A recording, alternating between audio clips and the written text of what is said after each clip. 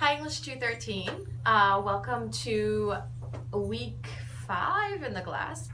These 8 weeks have flown by, and I said in my introduction to the week that I may have spent a little bit too much time on poetry, and I apologize.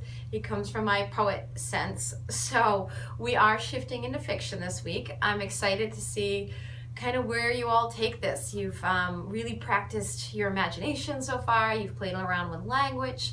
And now we're going to move into what that might look like in fiction.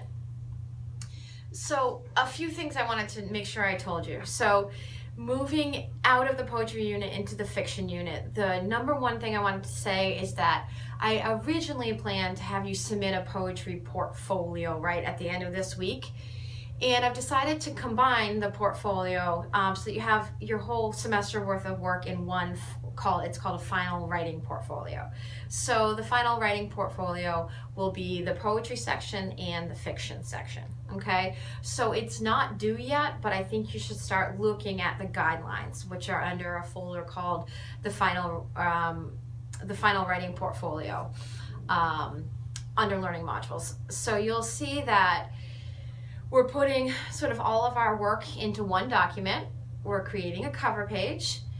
I'm asking you to revise 4 out of the 5 poems and to revise your 2 writing prompts that you did during the poetry section, which was the metaphor prompt, and then you wrote from a different perspective, right? So what you're doing with those is that you're making sure your metaphors are nice and sharp, and that you have really kind of completed that perspective exercise that you did in I think I said add additional 10 lines or something to that. So you're going to have your 4 poems and then your 2 writing exercises in the poetry section of the final writing portfolio.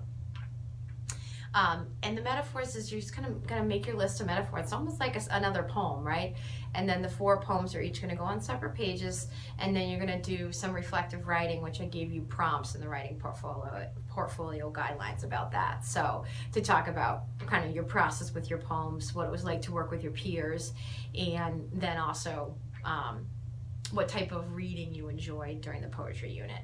Okay, so that's all there, and I would suggest starting to put that together, maybe at least just getting your poems all into one document, making sure it's formatted correctly.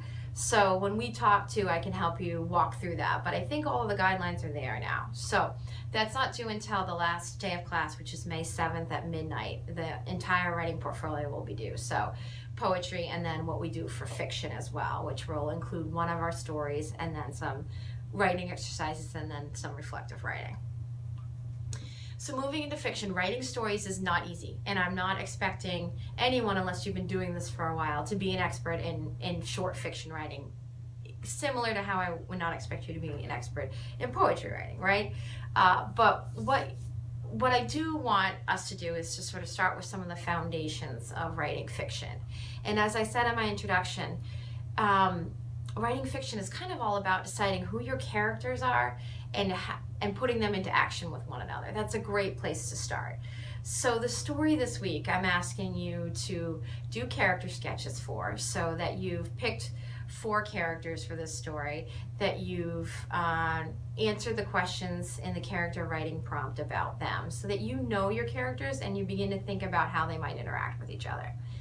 And then we're going to put them into motion. So I talk a little bit about how building scenes is really important in writing fiction. So it's putting your characters into some type of physical setting where they interact, right? And so to simplify the first story, I said, let's make your characters interact for one day together in 3 different scenes, where hopefully that first scene it sets up their relationship in some way. The second scene is the climax of the story. Something happens in that scene that makes conflict with the characters. And then that third scene is a resolution. So you're also getting the sense of rising action, climax, falling action. So the Story 1 guidelines walk you through that let's set a scene where we set these characters up, a little bit of their background. Let's have them have some major conflict, and then let's have them. And not every story needs a resolution. It's like, let's get these characters to some concluding place by the time we finish the story. So that's what this week is about. I also didn't have you do peer reviews this week because I want you to focus on your story.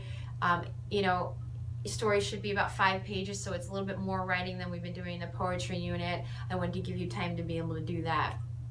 And I've also set up, hopefully you saw that you can register for a conference with me so that we can finally talk through the poetry that you wrote in the first section of the class. I think it's just way easier for us to have a phone conversation than you read through all my notes, ask me questions.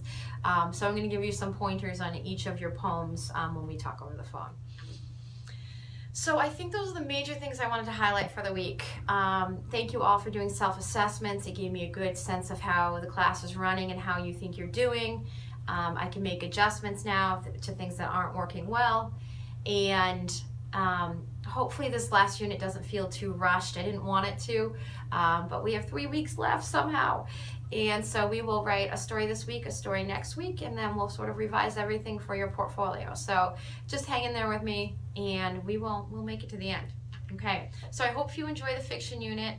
I look forward to talking to you all this week. Make sure you sign up for a conference, and we'll catch up soon. Okay.